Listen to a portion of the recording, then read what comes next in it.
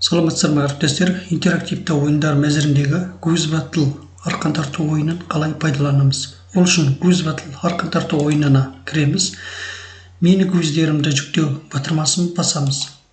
Егер сізде квиз ойындары тапсырмалары жоқ болса, жабу батырмасын басасыз. Жаңа квиз жасау батырмасын басасыз. Осы жерге жаңадан квиз тапсырмасын жазасыз.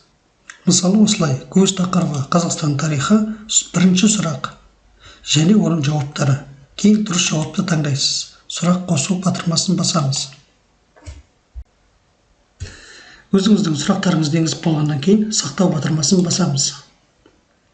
Сіздің ойыныңыз жеке кабинетіңізге сақталды. Жабу батырмасын басамыз.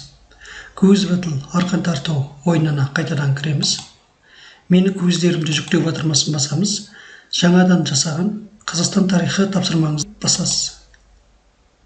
Енді арқан тарту өрмелеу, қаппен жарысу 3 ойынның біреуін таңдайсыз. Мысалы арқан тарту ойыны.